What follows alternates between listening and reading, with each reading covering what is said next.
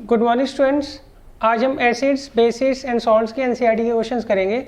देखिए इसका जो पहला क्वेश्चन है इसमें उन्होंने कहा है हमें 3 टेस्ट ट्यूब्स दे रखी हैं। इनमें से एक टेस्ट ट्यूब में तो डिस्टिल वाटर है, एक में एसिडिक सॉल्यूशन है और एक में बेसिक सॉल्यूशन है। अब हमें चेक करके बताना है किस में डिस्टिल वाटर है, किस में एसिडिक सॉल्यूशन है और किस में बेसिक सॉल्यूशन है। और टेस्टिंग के लिए हमें सिर्फ रेड लिटमस सॉल्यूशन दे रखा है। क्लियर है? तो देखिए इसमें आप बेसिक कॉन्सेप्ट समझ लीजिए। जो बेस होता है वो क्या करता है, रेड लिटमस को ब्लू कर देता है। बेस क्या करता है, वो रेड लिटमस को क्या करता है, ब्लू कर देता है। इस कॉन्सेप्ट को आपको क्या करना है, यहाँ पर यूज़ करना है। तो हम क्या करेंगे, सबसे पहले कुछ ड्रॉप्स जो हैं रेड लिटमस की पहली टेस्ट ट्यूब में डालेंगे। अब अगर मान लीजिए ये पहली टेस्ट ट्यूब जो है उसका जो कलर है अगर लाइट रेड हो जाता है, सही है, तो इसका मतलब यहाँ पे क्या होगा, डिस्टिल वाटर होगा। क्या होगा, डिस्टिल वाटर होगा। क्लियर है? अच्छा, ये आप ऐसा कर लीजिए, हम क्या करते हैं कुछ ड्रॉप्स जो है रेड लिटमस की तीनों उसमें डाल देते हैं टेस्ट ट्यूब में एक साथ।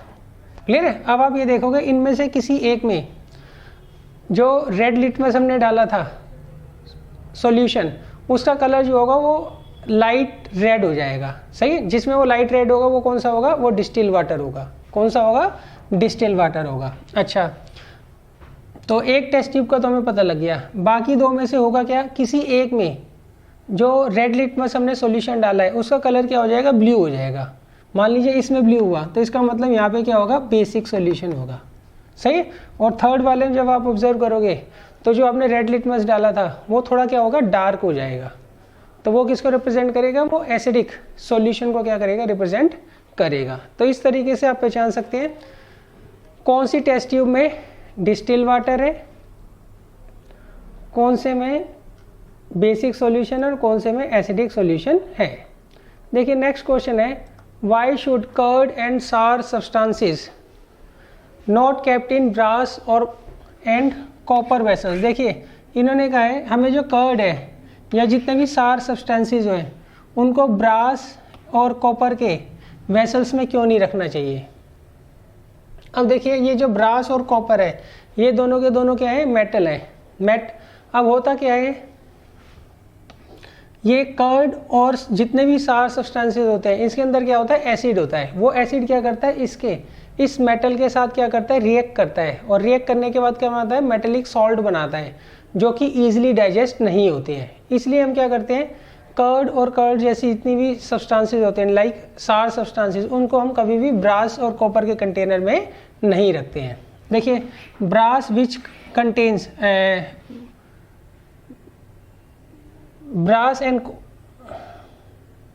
brass which contains copper and zinc metal reacts with the organic acid present in curd and sour substances forming soluble salts. These salts are poisonous in nature and make curd and sour substances unfit for consumption. तो अब देखिए इस case में होगा क्या, जब भी आप मेटल कंटेनर के अंदर कर्ड या सार सब्सटेंसेस को रखते हैं तो इसके अंदर जो एसिड प्रेजेंट होते हैं, ऑर्गेनिक एसिड जो होते हैं, वो मेटल के साथ क्या करते हैं, रिएक्ट करके क्या करते हैं, मेटेलिक सॉल्ट बनाते हैं।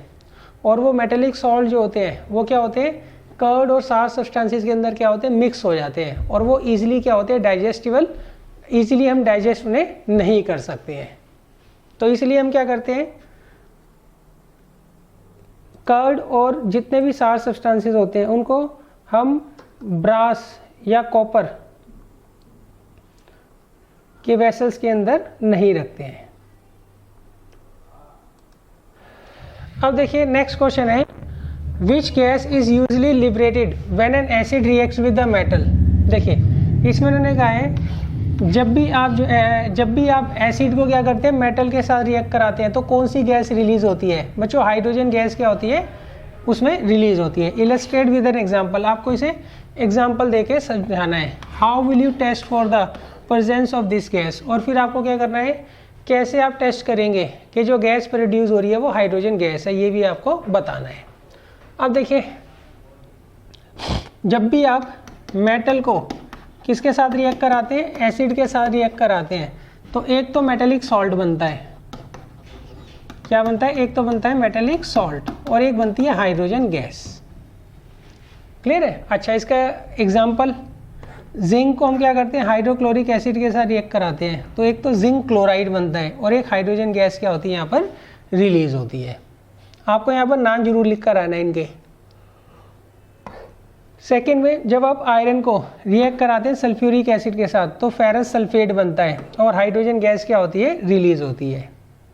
अब देखिए आप किस तरीके से टेस्ट करेंगे कि जो गैस रिलीज हो रही है इस रिएक्शन में वो हाइड्रोजन गैस है।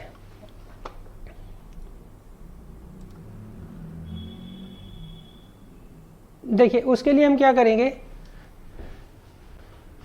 मान लीजिए आपको एक टेस्ट ट्यूब दे रखी है, सही, जिसके अंदर हम क्या करते हैं, हाइड्रोक्लोरिक एसिड जो है उसको भर लेते हैं थोड़ा सा, और फिर हम क्या करते हैं ऊपर से जिंक ग्रेन्यूल्स इसके अंदर डालते हैं। जिंक ग्रेन्यूल्स क्या करते हैं, हम इसके अंदर डालते हैं। क्लियर है। अच्छा, अब देखिए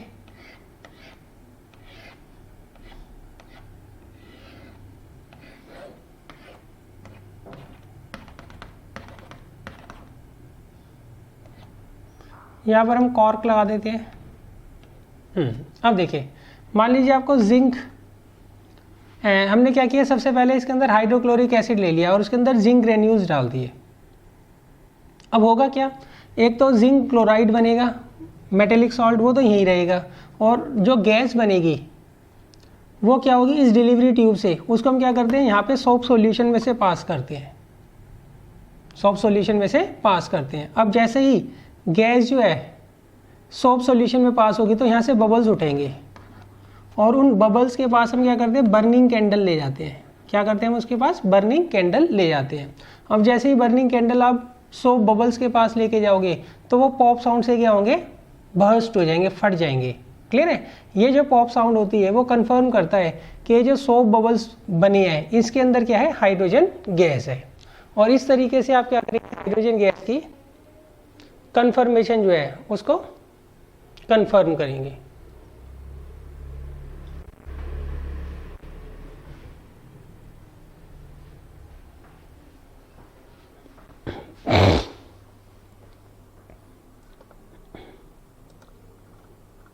अब देखिए नेक्स्ट क्वेश्चन है, metal compound A react with dilute hydrochloric acid to produce effervescence. The gas evolved extinguishes a burning candle. Write a balanced chemical equation for the reaction if the compound form is calcium chloride. देखिए इस question में इन्होंने क्या कहा है कि आपको एक मेटल कंपाउंड ए दे रखा है, एक मेटल का कंपाउंड दे रखा है आपको ए, वो रिएक्ट करता है किसके साथ, हाइड्रोक्लोरिक एसिड के साथ, और वो एफरवेसेंस जो है वो प्रोड्यूस करता है। द गैस इन इवॉल्व, और इस रिएक्शन से जो गैस इवॉल्व होती है वो क्या करती है, बर्निंग कैंडल को क्या करती है, एक्सटिंग्विश कर देती है, मतलब उसको बुझा देती है। तो अब आपको क्या करना है, इसके लिए एक बैलेंस केमिकल इक्वेशन लिखनी है, सही है। अच्छा, अब वो कहते हैं if one of the compound form, जो कंपाउंड फॉर्म हो रहा है उनमें से एक कंपाउंड जो है वो कैल्शियम क्लोराइड है, तो आपको जो है कंपाउंड ए का जो है वो नाम बताना है। क्लियर है। अच्छा, अब सबसे पहले देखिए यहाँ पर जो गैस रिलीज हो रही है वो कैंडल को बुझा रही है, वो कैंडल को क्या कर रही है, बुझा रही है। और आग को बुझाने के काम कौन आता है, कार्बन डाइऑक्साइड गैस को जो है आग को बुझाने के काम आती है। क्लियर है। तो इसका मतलब क्या हुआ, यहाँ पे जो गैस रिलीज होगी वो क्या होगी, कार्बन डाइऑक्साइड होगी। तो पहली चीज़ तो हमें ये पता लगे कि जो गैस रिलीज हो रही है वो क्या होगी, कार्बन डाइऑक्साइड है। अब देखिए next, as one of the compounds formed is calcium chloride, it means that metal compound is a salt of calcium। अब देखिए यहाँ पर जो है कैल्शियम क्लोराइड बन रहा है प्रोडक्ट में, तो इसका मतलब जो रिएक्टेंट है, जो ये है कंपाउंड ए है, वो कैल्शियम का ही क्या होगा, कोई सॉल्ट होगा। क्लियर है। सेकंड, यहाँ पर जो है कैंडल क्या, जलती हुई कैंडल को गैस क्या कर रही है, बुझा रही है, और आग को बुझाता कौन है, कार्बन डाइऑक्साइड क्या करती है, बुझाती है। तो इससे हमें ये पता लगता है कि जो हम कंपाउंड ले रहे हैं वो मेटल कार्बोनेट है। देखिए मेटल कार्बोनेट जब भी रिएक्ट करते हैं किसके साथ, एसिड के साथ, तो वो कार्बन डाइऑक्साइड गैस क्या करते हैं, प्रोड्यूस करते हैं। तो देखिए हमारे पास दो हिंट है, जो बर्निंग कैंडल है उसको गैस बुझा रही है, तो इसका मतलब गैस जो है वो कार्बन डाइऑक्साइड होगी। और जो एक प्रोडक्ट बन रहा है वो कैल्शियम क्लोराइड है, तो इसका मतलब जो कंपाउंड ए होगा ये सॉल्ट होगा, किसका? कैल्शियम का। क्लियर है? तो इसका मतलब जो कंपाउंड ए है वो क्या होगा? कैल्शियम कार्बोनेट होगा। वो क्या होगा? कैल्शियम कार्बोनेट होगा। जब हम इसको हाइड्रोक्लोरिक एसिड के साथ रिएक्ट कराते हैं तो ये कैल्शियम क्लोराइड बनाता है, कार्बन डाइऑक्साइड रिलीज होती है और साथ में वाटर जो होता है वो भी फॉर्म होता है। तो ये इसकी कंप्लीट रिएक्शन है। यहाँ पे आपको दो हिंट दिए हुए हैं, एक जो गैस है वो आग को बुझा रही है तो इसका मतलब कार्बन डाइऑक्साइड होगी, दूसरा जो कंपाउंड फॉर्म हो रहा है, सही है, जो प्रोडक्ट फॉर्म हो रहा है उनमें से एक प्रोडक्ट जो है वो कैल्शियम क्लोराइड है। तो इससे हमें ये पता लगता है जो कंपाउंड ए है वो क्या होगा? कैल्शियम का सॉल्ट होगा। सही है? अच्छा, कार्बन डाइऑक्साइड कब रिलीज होती है बच्चों? जब भी हम मेटल कार्बोनेट को रिएक्ट कराते हैं एसिड के साथ, ये मेटल कार्बोनेट है, इसको एसिड के साथ रिएक्ट कराते हैं तो हमेशा कार्बन डाइऑक्साइड गैस क्या होती है? रिलीज होती है। उसके साथ साथ वाटर रिलीज होता है और एक मेटेलिक सॉल्ट जो होता है वो भी फॉर्म होता है। अब देखिए नेक्स्ट क्वेश्चन है, इसमें उन्होंने कहा है why do HCl, HNO3 etcetera show acidic character in aqueous solution while solution of compounds like alcohol and glucose do not show acidic character. अब देखिए इसमें उन्होंने कहा है कि HCl और HNO3 ये एसिडिक कैरेक्टर क्यों शो करते हैं एक्वस सॉल्यूशन के अंदर, जबकि जो एल्कोहल और ग्लूकोज है ये एसिडिक कैरेक्टर्स जो है वो शो क्यों नहीं करते हैं? किसमें? एक्वस सॉल्यूशन में। क्लियर है? अच्छा, एक बात ध्यान रखना, जो एसिड का नेचर होता है वो उसके एच आयंस के कारण होता है। वो क्या होता है? उसके एच आयंस के कारण होता है। अब अगर मान लीजिए आप HCl को वाटर के अंदर डिसॉल्व करते हैं तो ये एच आयंस में क्या होता है? टूट जाता है। और HNO3 नाइट्रिक एसिड को भी जब आप वाटर के अंदर डिसॉल्व करते हैं तो ये भी क्या करता है? एच आयंस फॉर्म करता है। तो ये दोनों के दोनों वाटर के साथ क्या करते हैं? एच आयंस फॉर्म करते हैं। इसलिए ये एसिडिक कैरेक्टर जो है शो करते हैं किसमें? एक्वस सॉल्यूशन के अंदर। वाइल एल्कोहल और ग्लूकोज जो होते हैं इनमें बेशक H होता है, इनके फार्मूले में H होता है, मगर जब हम इनको वाटर के अंदर डिसॉल्व करते हैं तो ये एच आयंस रिलीज नहीं करते हैं, इसलिए वाटर के साथ एसिडिक प्रॉपर्टी को शो नहीं करते हैं। देखिए, the compounds like HCl and HNO3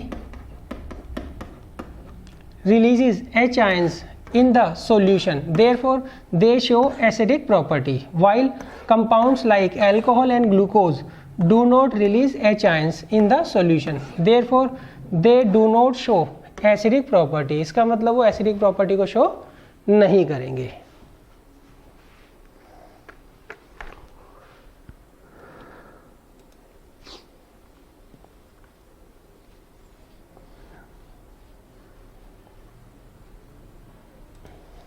अब देखिए नेक्स्ट क्वेश्चन है,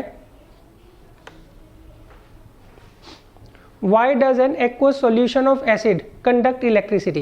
देखिए इन्होंने कहा है एसिड का जो एक्वस सॉल्यूशन होता है वो इलेक्ट्रिसिटी कंडक्ट क्यों करता है।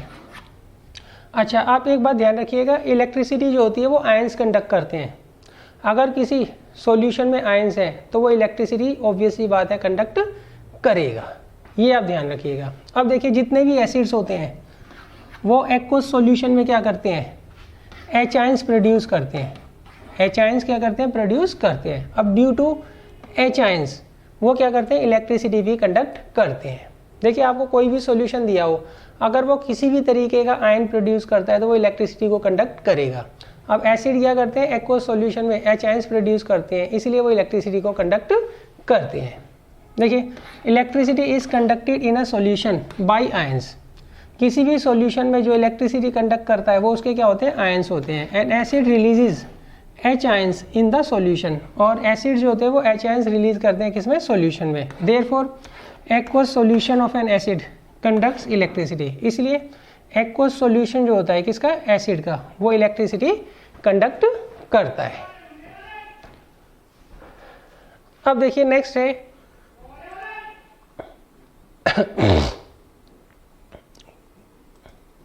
इसमें उन्होंने कहा है why does HCl gas not change the colour of dry litmus paper. अब देखिए इसमें उन्होंने कहा है why does dry HCl gas, जो ड्राई HCl गैस होती है वो ड्राई लिटमस पेपर का कलर चेंज क्यों नहीं करती है। अच्छा देखिए हमने पहले ही पढ़ा है एसिड जो होते हैं अपनी प्रॉपर्टी को जब ही शो करते हैं जब वो आयंस में टूटते हैं। जब तक एसिड आयंस फॉर्म नहीं करेगा, H आयंस फॉर्म नहीं करेगा, तब तक वो अपनी एसिडिक बिहेवियर को शो नहीं करता है। क्लियर है।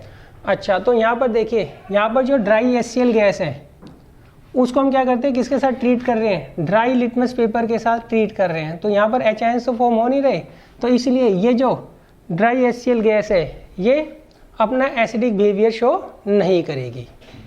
अच्छा अब देखिए इसका आंसर लिखना कैसे है, colour of the litmus paper changes only when it comes to contact with H ions. देखिए जितने भी लिटमस पेपर होंगे, जो लिटमस पेपर होता है वो क्या करेगा, अपना कलर जब भी चेंज करेगा जब वो H आयंस के कॉन्टैक्ट में आएगा। Hydrogen ions are produce only when HCl gas comes into contact with water. अब HCl गैस जो है वो कब H आयंस फॉर्म करेगी, जब वो वाटर के कॉन्टैक्ट में आएगी। देयरफॉर इसलिए जो ड्राई HCl गैस होती है वो ड्राई लिटमस पेपर का कलर चेंज नहीं करती है।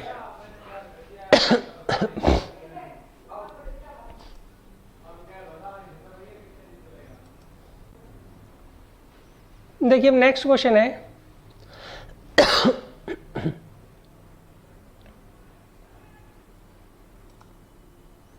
while diluting an acid why is it recommended that acid should be added to water and not water to the acid। देखिए इसमें उन्होंने कहा जब भी हम एसिड को क्या करते हैं, डाइल्यूट करते हैं, तो हम ये क्यों रिकमेंड करते हैं कि हमें एसिड को वाटर के अंदर डालना चाहिए ड्रॉप बाय ड्रॉप। इन्होंने एक्सप्लेन नहीं कर रखा है, हमें ड्रॉप बाय ड्रॉप जो है पानी के अंदर एसिड को डालना चाहिए। क्लियर है। देखिए जब भी हमें एसिड को डाइल्यूट करना होता है तो उस केस में हम क्या करते हैं, जो रिक्वायर्ड अमाउंट ऑफ वाटर हमें लेना होता है वो हम पहले ले लेते हैं और उसके अंदर हम क्या करते हैं, ड्रॉप बाय ड्रॉप एसिड को डालते हैं। अच्छा अब अगर मान लीजिए इन केस आपने एसिड लिया और उसके अंदर सीधा पानी डाल दिया, एसिड लिया आपने, एक कंटेनर में एसिड लिया और सीधा उसके अंदर पानी डाल दिया, तो उस केस में क्या होगा, लार्ज अमाउंट ऑफ हीट क्या होगी, प्रोड्यूस होगी और पानी जिसको हमने एसिड के अंदर डाला है वो स्टीम बन के क्या होगा, जो उस पानी को डाल रहा होगा उसके मुंह पर आकर हिट करेगा। सही है। तो उस केस में क्या होगा, उसका फेस जो है वो ख़राब भी हो सकता है, या ये भी हो सकता है कंटेनर जो है वही फट जाए, इतनी ज़्यादा अमाउंट जो होती है हीट जो है उस केस में प्रोड्यूस होती है। क्लियर है। जब भी एसिड वाटर के साथ रिएक्ट करता है तो एक्सोथर्मिक रिएक्शन होती है। अब देखिए इसलिए हम इसको अवॉइड करते हैं, तो फिर हम डाइल्यूट करेंगे कैसे, हम क्या करते हैं, जितना रिक्वायर अमाउंट ऑफ वाटर हमें चाहिए होता है उसे हम पहले कंटेनर के अंदर ले लेते हैं और उसके अंदर एसिड को ड्रॉप बाय ड्रॉप डालते हैं। ड्रॉप बाय ड्रॉप क्यों डालते हैं, जब हम ड्रॉप बाय ड्रॉप एसिड को डालेंगे किसके अंदर, पानी के अंदर, तो उस केस में क्या होगा, हीट तो प्रोड्यूस होगी मगर जो वाटर होता है वो नेचुरल कूलेंट होता है, वो उस हीट को क्या करता है, एब्जॉर्ब कर लेता है। इसलिए हम ये रेकमेंड करते हैं जब भी हमें एसिड को डाइल्यूट करना हो तो हम पानी के अंदर एसिड डालेंगे, वो भी ड्रॉप बाय ड्रॉप।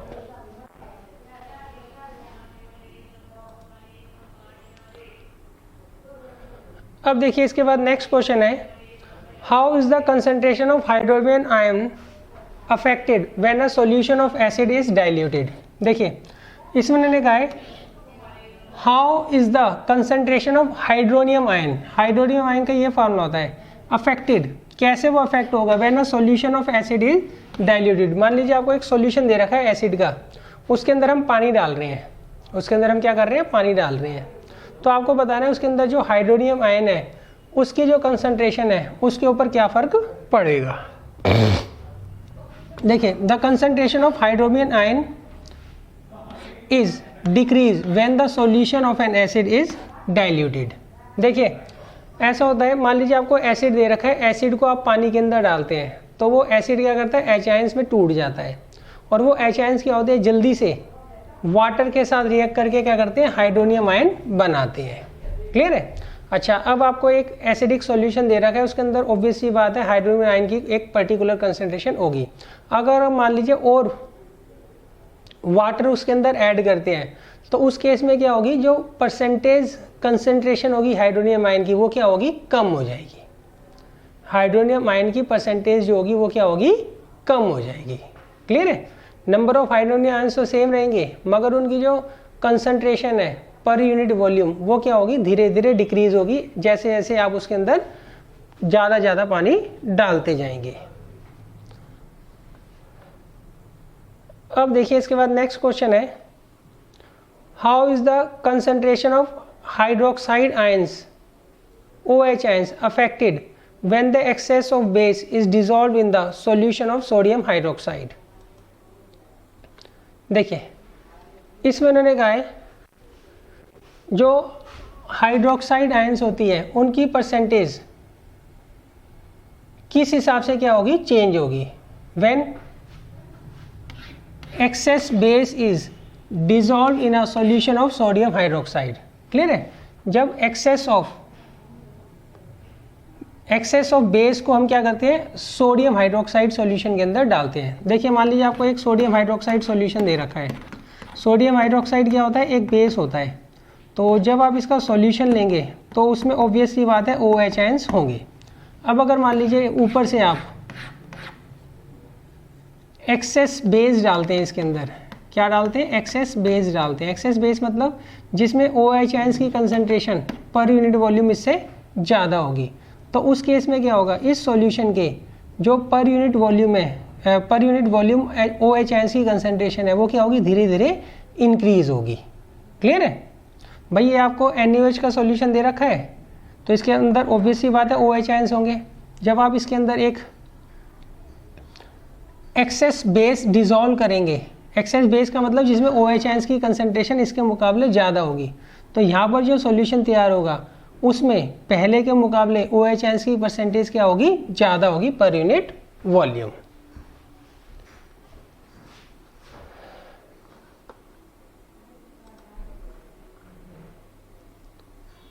अब देखिए इसके बाद नेक्स्ट क्वेश्चन में इन्होंने कहा है, you have two solutions A and B। हमारे पास दो सॉल्यूशन है, एक का नाम A है और एक का नाम B है। The pH of a solution A is 6। अब जो A का pH है वो तो आपको दे रखा है 6 and the pH of solution B is 8 और B का जो pH है वो दे रखा है आपको 8। A का pH दे रखा है 6, B का pH दे रखा है 8।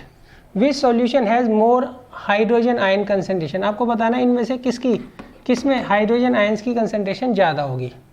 Which of this is acidic and which one is basic. इनमें से कौन सा एसिडिक है और कौन सा क्या है, बेसिक है।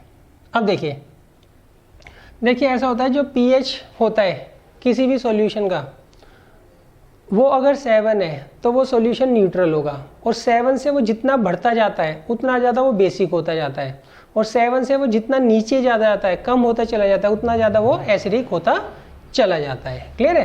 तो यहाँ पे जो 6 है ये तो एसिडिक होगा और जो 8 है वो क्या होगा, बेसिक होगा। और एसिड जो होता है उसमें हाइड्रोजन आयन की कंसंट्रेशन क्या होती है, ज़्यादा होती है। तो इसका मतलब यहाँ पर हाइड्रोजन आयंस की कंसंट्रेशन क्या होगी, ज़्यादा होगी। क्लियर है। अच्छा अगर OH आयंस की पूछी जाए तो वो इसकी ज़्यादा होगी।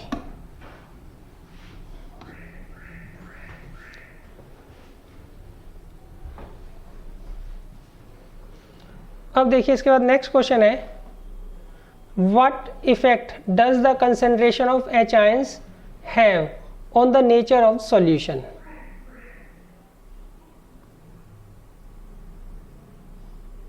देखिए अब वो कहते हैं कि जो H ions की कंसंट्रेशन है वो किस तरीके से सॉल्यूशन का जो नेचर आती है उसको अफेक्ट करती है। देखिए जितना ज़्यादा H ions होंगे, जितनी ज़्यादा H आयंस की कंसंट्रेशन होती है सॉल्यूशन के अंदर, उतना ज़्यादा वो क्या होता है, एसिडिक होता है, और उसका pH उतना ही कम होता है। Higher the concentration of H ions greater is the acidic nature of the solution. अब देखिए नेक्स्ट क्वेश्चन है, do basic solution also have H ions. जो बेसिक सॉल्यूशंस होते हैं क्या उनमें भी H आयंस होते हैं? If yes then why these are basic.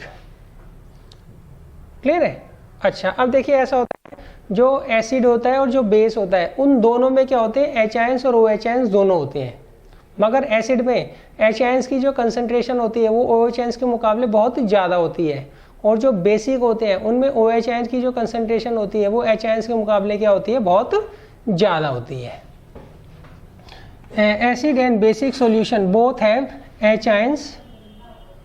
The difference is that in acids H ions concentration is more than OH ions concentration, while in basic solution OH ion concentration is more than H ion concentration. Clear है?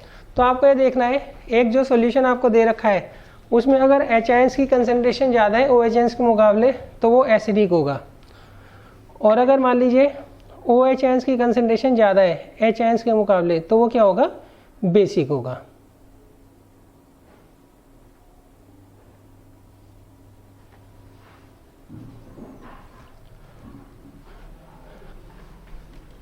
अब देखिए इसके बाद next question है,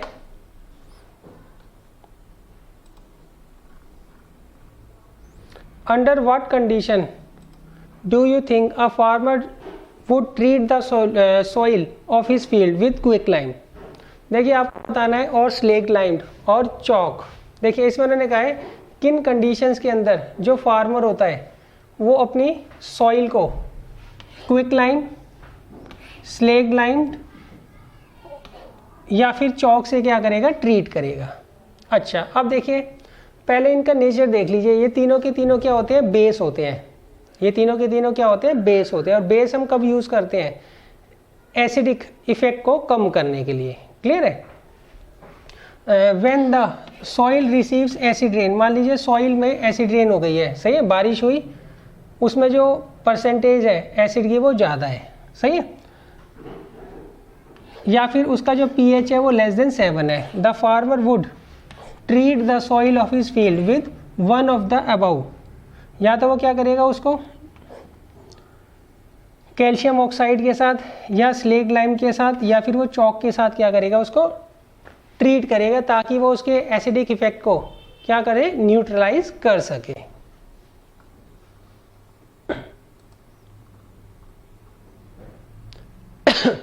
देखिए अब next question है, what is the common name of the compound CaOCl2.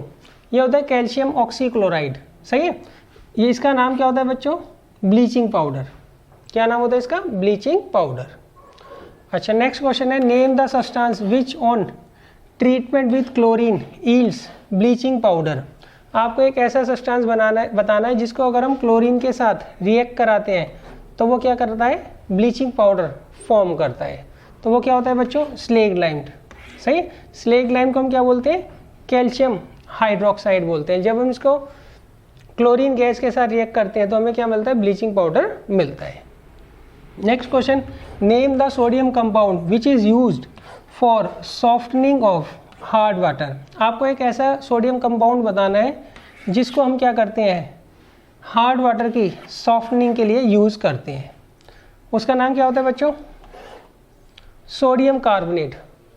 Sodium carbonate जो होता है उसको हम किस चीज़ के लिए यूज़ करते हैं बच्चों, हार्ड वाटर को सॉफ्ट करने के लिए हम इसको यूज़ करते हैं.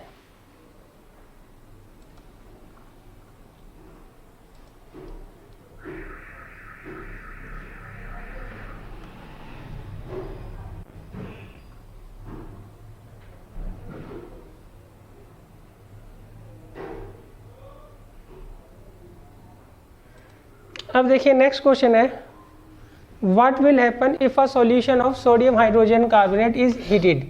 अब अगर मान लीजिए आपको सोडियम हाइड्रोजन कार्बोनेट दे रखा है, जब उसको हम हीट करते हैं तो क्या बनता है, उससे बच्चों सबसे पहले तो बनेगा कैल्शियम कार्बोनेट, वाटर और कार्बन डाइऑक्साइड गैस क्या होगी, रिलीज होगी. जब भी आप सोडियम हाइड्रोजन कार्बोनेट मतलब सोडियम बाइकार्बोनेट को हीट करते हैं तो क्या क्या बनता है बच्चों, sodium carbonate, water and carbon dioxide gas. Next question है, write an equation to show the reaction between plaster of Paris and water. अब देखिए आप ये ध्यान रखिएगा, प्लास्टर ऑफ पेरिस से हम जिप्सम बनाते हैं और जिप्सम से हम प्लास्टर ऑफ पेरिस बना सकते हैं. अब देखिए, right an equation to show the reaction between plaster of Paris and water. Plaster of Paris का ये फार्मूला होता है CaSO4 डॉट हाफ H2O. 4 बच्चों यहाँ आएगा. इसको जब हम 1.5 मॉलिक्यूल ऑफ वाटर के साथ रिएक्ट कराते हैं तो क्या बनता है, CaSO4 डॉट ट्वाइस H2O, इसे हम क्या बोलते हैं, जिप्सम बोलते हैं, और इसे प्लास्टर ऑफ पेरिस बोलते हैं। हम क्या बोलेंगे, कैल्शियम सल्फेट, सही, हेमीहाइड्रेट, और इसे कैल्शियम सल्फेट डाईहाइड्रेट। ऐसे ही अगर बच्चों आप जिप्सम को हीट करते हैं तो ये रिएक्शन उल्टी हो जाती है। ये आपको जिप्सम दे रखा है, इसको जब आप हीट करोगे तो 1.5 मॉलिक्यूल ऑफ वाटर क्या होगा, निकल जाएगा, और हमें क्या मिल जाएगा, प्लास्टर ऑफ पेरिस मिल जाएगा।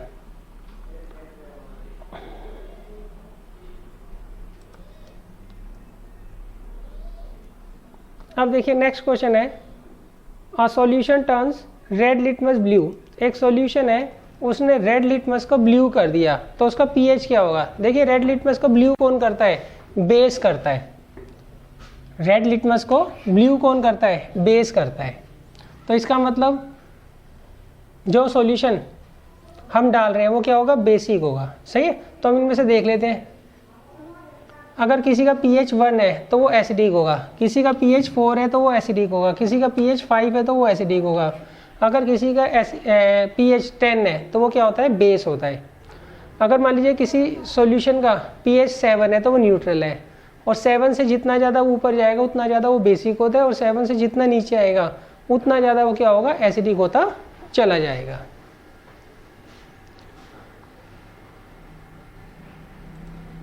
अब देखिए नेक्स्ट क्वेश्चन है, a solution reacts with crushed egg shell to give a gas. देखिए इसमें उन्होंने कहा है एक सॉल्यूशन जो है उसको हम रिएक्ट कराते हैं किसके साथ, क्रस्ड एग शेल के साथ, टू गिव अ गैस, और उससे क्या होती है, गैस जो है वो रिलीज होती है। That turns lime water milky, और वो लाइम वाटर को क्या करती है, मिल्की कर देती है, सही। तो आपको बताना है उसके अंदर इनमें से कौन सा सब्सटेंस होगा, सही है। हम क्या कर रहे हैं, जो सॉल्यूशन है उसको क्रस्ड एग शेल के साथ क्या कर रहे हैं, रिएक्ट कर रहे हैं, और उससे एक गैस रिलीज होती है और वो लाइम वाटर को मिल्की कर देती है। तो डेट मीन्स देखो यहाँ पर गैस रिलीज हो रही है और वो लाइम वाटर को मिल्की कर रही है, तो ये कौन सी गैस होती है, ये होती है कार्बन डाइऑक्साइड। कौन सी गैस होती है बच्चों, कार्बन डाइऑक्साइड। अब देखिए जो एग शेल होता है उसके अंदर क्या होता है बच्चों, कैल्शियम कार्बोनेट होता है। क्या होता है, कैल्शियम कार्बोनेट होता है, सही है।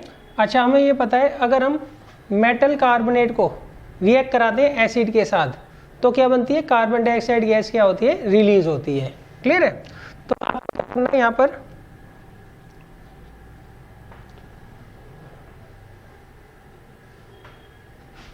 इनमें से देखने कौन सा जो है एसिड है, क्यों, इसके अंदर मेटल कार्बोनेट है। मेटल कार्बोनेट को जब हम किसी सॉल्यूशन के साथ रिएक्ट कराते हैं तो कार्बन डाइऑक्साइड गैस रिलीज करती है, तो वो सॉल्यूशन क्या होगा, ऑब्वियस सी बात है एसिडिक होगा, वो क्या होगा, एसिडिक होगा। क्लियर है। तो हम यहाँ पे क्या यूज़ करेंगे बच्चों, HCl यूज़ करेंगे। अब देखिए लिखोगे कैसे, egg shell contains calcium carbonate which reacts with an acid to liberate carbon dioxide which turns lime water milky. तो हम क्या करेंगे यहाँ पे, कैल्शियम कार्बोनेट को एसिड मतलब हाइड्रोक्लोरिक एसिड के साथ रिएक्ट कराएंगे तो कैल्शियम क्लोराइड बनेगा, वाटर बनेगा, और कार्बन डाइऑक्साइड क्या होगी, रिलीज होगी।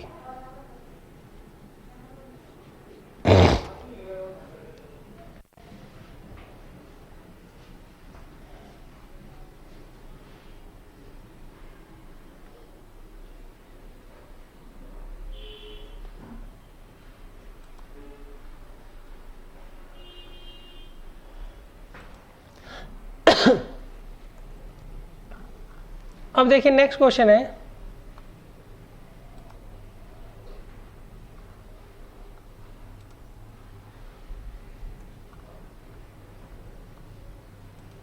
यहाँ पे इन्होंने कहा है 10 ml of a solution of NaOH is found to be completely neutralise by 8 ml of a given solution of HCl। अब देखिए इन्होंने कहा हमने यहाँ पे 10 ml जो है NaOH लिया और इसको 8 ml ऑफ HCl क्या करता है, कंप्लीटली न्यूट्रलाइज कर देता है। अब वो कहते हैं अगर मान लीजिए मैं 20 ml क्या लूँ, NaOH लूँ। क्लियर है। द अमाउंट ऑफ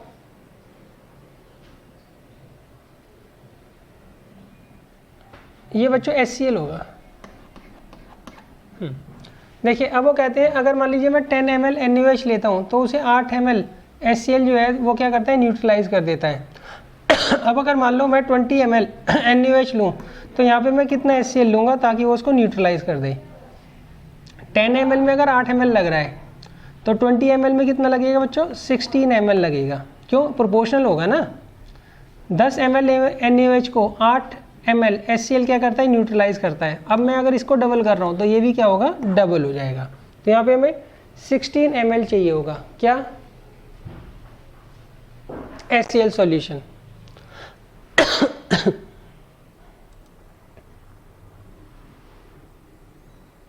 अब देखिए नेक्स्ट क्वेश्चन है, which one of the following type of medicine is used for treating ingestion. Ingestion के लिए हम कौन सी मेडिसिन जो है वो यूज़ करते हैं। देखिए सबसे पहले आपको देखना इंजेशन होता किसके कारण है, ये एक्सेस एसिड जो प्रोड्यूस होता है हमारे स्टमक में उसके कारण होता है, सही। अच्छा, अब एसिड को न्यूट्रलाइज करने के लिए हम क्या करेंगे, बेस का यूज़ करेंगे। क्या यूज़ करेंगे बच्चों, बेस का हम क्या करेंगे, यूज़ करेंगे। बेस मतलब एंटासिड,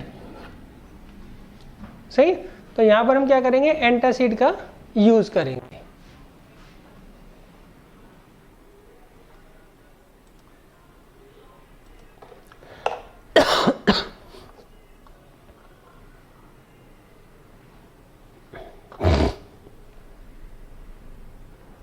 देखिए अब इसमें ने कहा write word equation and then balance equation for the reaction taking place.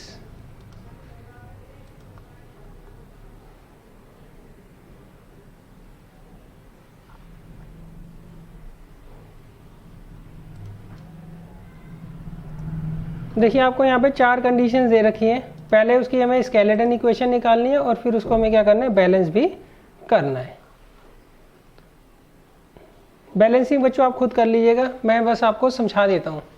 यहाँ पे उन्होंने कहा है डाइल्यूट सल्फ्यूरिक एसिड जो है वो रिएक्ट करेगा किसके साथ, जिंक ग्रेन्यूल के साथ, और जिंक सल्फेट बनाएगा और हाइड्रोजन गैस क्या करेगा, रिलीज करेगा, सही। तो यहाँ पे जिंक ग्रेन्यूल जो है वो सल्फ्यूरिक एसिड के साथ रिएक्ट कर कर जिंक सल्फेट बनाते हैं। क्या होता है बच्चों, ये ZnSO4, और हाइड्रोजन गैस क्या करते हैं, रिलीज करते हैं। ये 4 बच्चों यहाँ नीचे आएगा, क्लियर है।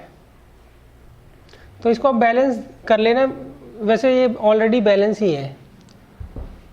अच्छा अब देखिए इसके बाद सेकंड पार्ट में इन्होंने क्या कहा है, यहाँ पर डाइल्यूट हाइड्रोक्लोरिक एसिड जो है वो रिएक्ट करेगा मैग्नीशियम रिबन के साथ और क्या बनाएगा, मैग्नीशियम क्लोराइड, और हाइड्रोजन गैस क्या करेगा, इवॉल्व करेगा।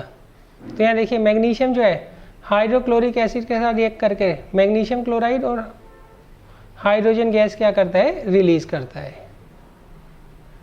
सही। तो मैग्नीशियम हो गया Mg, हाइड्रोक्लोरिक एसिड हो गया HCl, मैग्नीशियम क्लोराइड हो गया MgCl2 और हाइड्रोजन गैस हो गई H2। तो इसको आप क्या करना, बैलेंस कर कर यहाँ पर लिख देना। अब देखिए नेक्स्ट क्वेश्चन है dilute sulphuric acid. Sulphuric acid का क्या फॉर्मूला होता है, H2SO4। ये रिएक्ट करता है किसके साथ, एल्युमिनियम के साथ। तो क्या बनाता है, एल्युमिनियम सल्फेट बनाता है। एल्युमिनियम सल्फेट का ये फॉर्मूला होता है, और इसके साथ हाइड्रोजन गैस क्या होती है, रिलीज होती है। तो बच्चों को बैलेंस करके लिखना आपका काम है, वो मैं इससे पहले वाले चैप्टर में आपको समझा चुका हूँ। अब देखिए नेक्स्ट है, यहाँ पर उन्होंने कहा dilute hydrochloric acid. Hydrochloric acid का क्या फॉर्मूला होता है, HCl, react with iron filings. Iron का सिंबल क्या होता है, Fe, और उससे क्या बनता है, आयरन क्लोराइड बनता है, डेट मीन्स FeCl2, और हाइड्रोजन गैस क्या होती है, रिलीज होती है। इसे आप बैलेंस बच्चों कर लीजिएगा।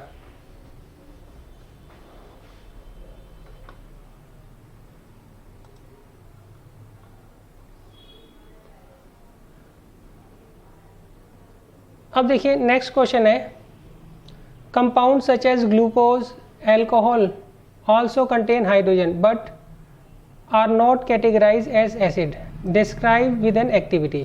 तो बच्चों ये एक्टिविटी का क्वेश्चन है, इसको हम बाद में कर लेंगे, दी हुई है, मैं करवा ही देता हूँ साथ के साथ। देखिए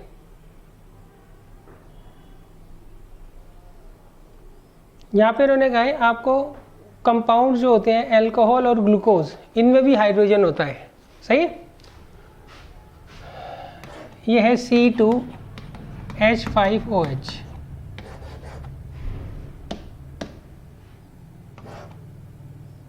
C2H5OH। ये किसका फॉर्मूला होता है बच्चों? ये इथेनॉल का फॉर्मूला होता है, सही। अब देखो इथेनॉल में H आ रहा है, 6 H आ रहे हैं, सही। और ग्लूकोज का क्या फॉर्मूला होता है? C6H12O6। इसमें देखिए H कितने आ रहे हैं? 12 आ रहे हैं। मगर इसके बावजूद भी इनको हम एसिड में क्यों नहीं रखते हैं? उसका रीज़न ये होता है क्योंकि एसिड जो होता है वो एक्वस सॉल्यूशन के साथ H आयंस प्रोड्यूस करता है, जबकि ये दोनों ऐसा नहीं करते हैं, इसलिए हम इनको एसिड की कैटेगरी में नहीं रखते हैं।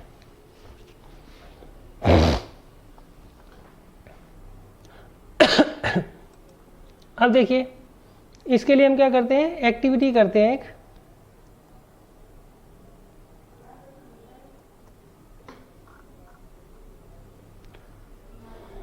उसके लिए देखिए सबसे पहले आपको मटेरियल कौन कौन सा चाहिए। इसके लिए हमें चाहिए बीकर, रबड़ कॉर्क, नेल्स चाहिए, 6 वोल्ट की बैटरी चाहिए, कनेक्टिंग वायर चाहिए, बल्ब चाहिए, स्विच चाहिए और अल्कोहल चाहिए। अब देखिए प्रोसीजर में हम क्या करेंगे? सबसे पहले जितना भी सामान दिया है हमें, लिखा है ऊपर, उनको हम क्या करेंगे? फिगर के अकॉर्डिंग क्या करेंगे? पहले सेटअप कर लेंगे। इस तरीके से इसको हम अरेंज कर देंगे। क्लियर है? देखिए सबसे पहले हम क्या करते हैं? एक बीकर लेते हैं, उसके अंदर इथाइल अल्कोहल डाल लेते हैं और इसके बेस पर एक रबड़ कॉर्क लगते हैं और उसके ऊपर 2 नेल्स लगा देते हैं, सही। इन नेल्स के, दोनों नेल्स के टॉप को हम क्या करते हैं? कनेक्टिंग वायर से क्या करते हैं? कनेक्ट कर देते हैं। यहाँ पर स्विच लगाया हुआ है, यहाँ पे बल्ब लगाया है और यहाँ पे हमने 6 वोल्ट की बैटरी यहाँ पर प्लेस की हुई है। क्लियर है?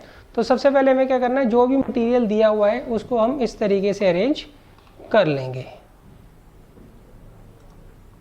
अब देखिए, take ethyl alcohol in the beaker such that the upper level of the remains 2 centimetre above the level of alcohol. मतलब आपको पूरे ऊपर तक जो है अल्कोहल नहीं भरना है, सही।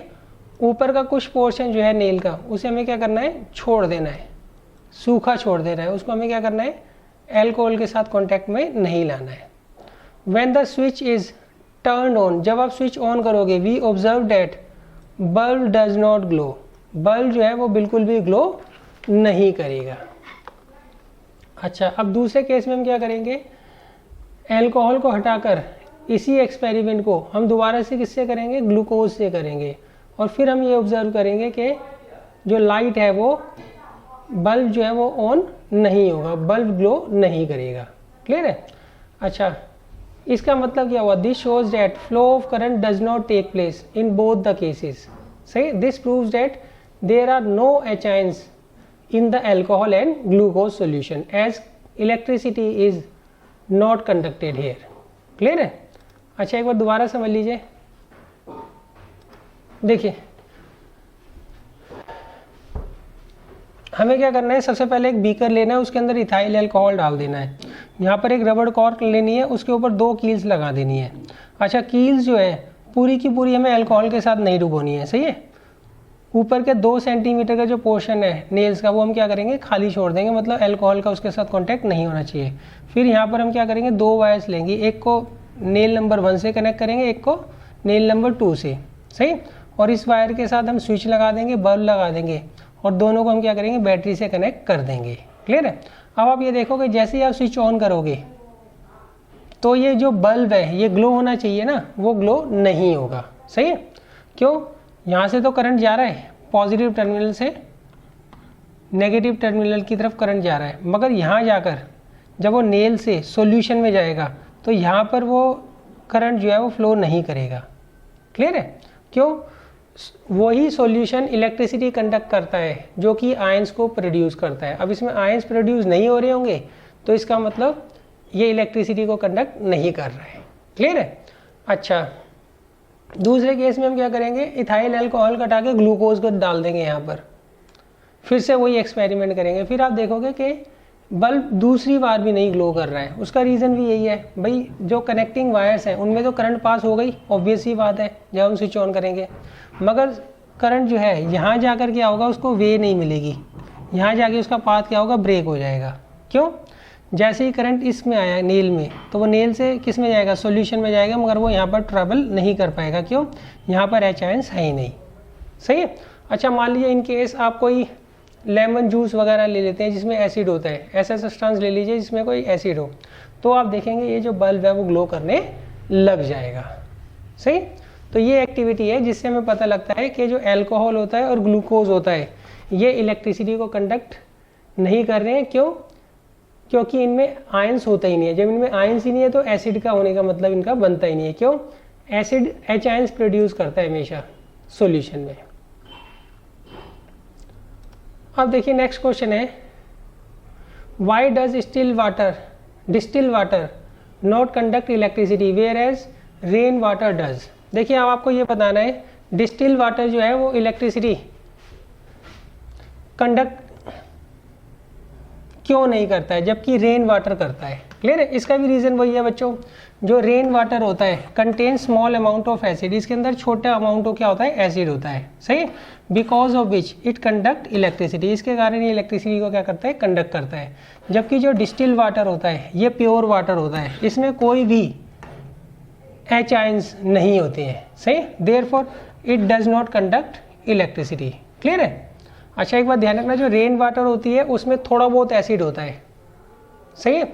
इस कारण क्या होता है, वो इलेक्ट्रिसिटी को कंडक्ट करता है। क्यों? जो एसिड होते हैं उसमें एच आयंस होते हैं, किसी भी तरीके का अगर आयन मिल जाता है सॉल्यूशन के अंदर तो वो इलेक्ट्रिसिटी को कंडक्ट करता है। वेयर एज जो डिस्टिल वाटर होता है ये प्योर वाटर होता है, इसमें किसी भी तरीके का कोई आयन नहीं होता है, इसलिए इलेक्ट्रिसिटी कंडक्ट नहीं करता है। नेक्स्ट बच्चों क्वेश्चन है, why do acids not show acidic behaviour in absence of water. देखिए इन्होंने कहा है जो एसिड्स होते हैं in absence of water acidic property क्यों नहीं शो करते हैं। उसके पीछे बच्चों रीज़न यही है, जो एसिड्स होते हैं वो अपनी एसिडिक प्रॉपर्टी जब ही शो करते हैं जब वो एच आयंस को प्रोड्यूस करते हैं। क्लियर है? अच्छा, इन दी एब्सेंस ऑफ वाटर वो एच आयंस को प्रोड्यूस करेंगे नहीं, इसीलिए वो एसिडिक बिहेवियर शो नहीं करते हैं। अब देखिए नेक्स्ट क्वेश्चन है, इसमें उन्होंने कहा है 5 solutions A B C D and E. आपको 5 सॉल्यूशंस दे रखे हैं, उनको हमने टेस्ट किया यूनिवर्सल इंडिकेटर से और उनका पीएच एक का 4 आ रहा है, एक का 1 आ रहा है, एक का 11 आ रहा है, एक का 7 आ रहा है और एक का 9 आ रहा है। आपको बता रहा है इनमें से कौन सा न्यूट्रल है। जिसका बच्चों 7 होगा पीएच वो क्या होगा, न्यूट्रल होगा। सही है? तो ये 7 वाला क्या है, न्यूट्रल है। स्ट्रॉन्गली एल्केलाइन, जिसका पीएच सबसे ज़्यादा होगा वो सबसे ज़्यादा एल्केलाइन होगा, डेट मीन्स 11। यहाँ पे 11 सबसे बड़ा नंबर है ना। क्लियर है? स्ट्रॉन्गली एसिडिक, जिसका पीएच सबसे कम होगा, डेट मीन्स 1। वीक एसिड, जिसका पीएच 7 से कम होगा मगर 7 के नज़दीक हो। सही? वो कितना है, 4। Next weekly alkaline, weekly alkaline क्या होगा, जिसका पीएच हो तो 7 से ज़्यादा मगर हो 7 के आसपास ही, तो वो सबसे नज़दीक कौन है, 9। सही? अच्छा, फिर इन्होंने कहा arrange the pH in increasing order of hydrogen ion concentration. देखिए यहाँ पे सबसे कम जो हाइड्रोजन आयन की कंसेंट्रेशन होगी वो होगी 11 में। सही? उससे ज़्यादा किस में होगी, 9 वाले में। उससे ज़्यादा किस में होगी, 7 वाले में। उससे ज़्यादा किस में होगी, 4 वाले में। और सबसे ज़्यादा किस में होगी, 1 वाले में। सही? सबसे कम, उससे ज़्यादा, उससे ज़्यादा, उससे ज़्यादा, सबसे ज़्यादा। तो इस तरीके से हम अरेंज कर देंगे।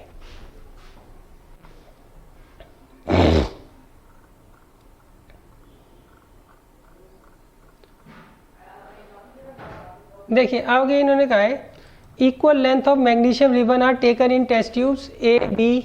देखिए इन्होंने कहा आपको इक्वल लेंथ हमने मैग्नीशियम रिबन की ली है 2 टेस्ट ट्यूब में, ए और बी में। Hydrochloric acid is added to tube A. A में तो हमने हाइड्रोक्लोरिक एसिड डाला और बी में क्या डाला, एसिटिक एसिड डाला, सही। In which test tube will the fizzing occur more vigorously, आपको बताना है किस में फिजिंग जो है ज़्यादा विग्रेसली क्या होगी, अकर करेगी। तो देखिए इसके लिए आपको ये देखना है कि HCl और एसिटिक एसिड में ज़्यादा स्ट्रॉन्ग कौन होता है, HCl होता है, सही। Since HCl is a strong acid than acetic acid, therefore H ions concentration जो होगी टेस्ट ट्यूब ए में वो ज़्यादा होगी in comparison to test tube B में जो H आयंस की कंसंट्रेशन है। Hence reaction will take place faster in test tube A, इसलिए ए में जो रिएक्शन होगी वो फास्टर होगी, फास्टर रेट से होगी in comparison to B. In other words fizzing will occur more vigorously in test tube B. तो fizzing किस में ज़्यादा होगी बच्चों, विग्रेसली होगी बी में होगी।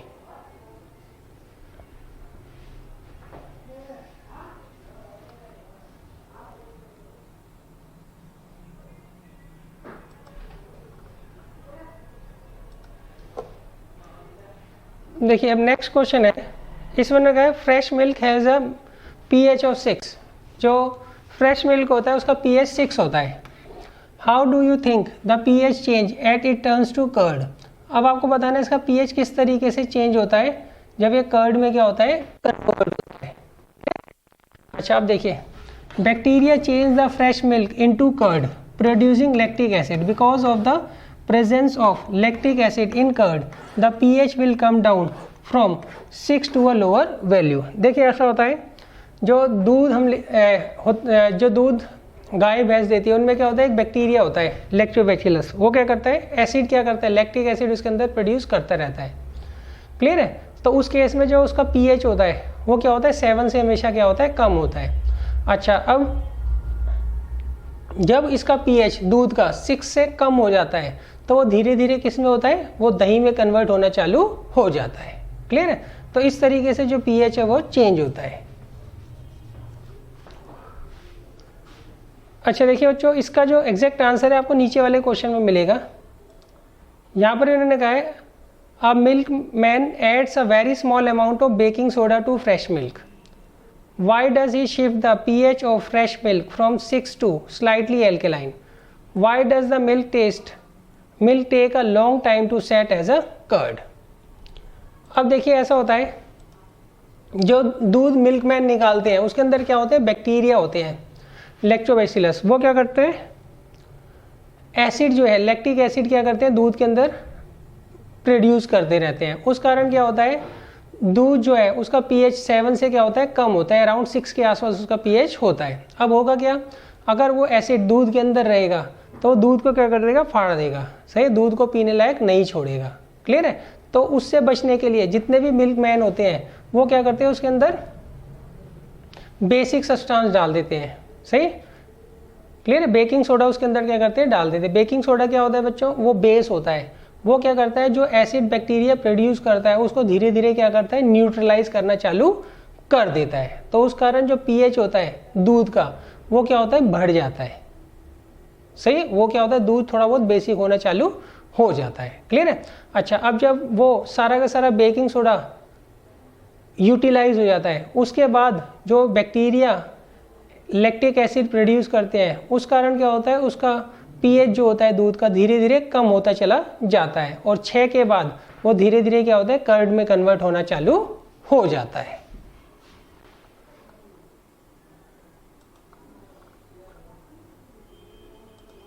देखिए अब नेक्स्ट क्वेश्चन है, plaster of Paris be stored in a moisture proof container, why. देखिए प्लास्टर ऑफ पेरिस को हम मॉइस्चर प्रूफ कंटेनर में इसलिए स्टोर करते हैं क्योंकि जैसे ही वो मॉइस्चर के साथ रिएक्ट करता है तो वो क्या बना देता है, जिप्सम बना देता है, और वो फिर यूज़ करने लायक नहीं रहता है। इसलिए हम क्या करते हैं, प्लास्टर ऑफ पेरिस को हमेशा मॉइस्चर प्रूफ कंटेनर के अंदर क्या करते हैं, स्टोर कर रखते हैं।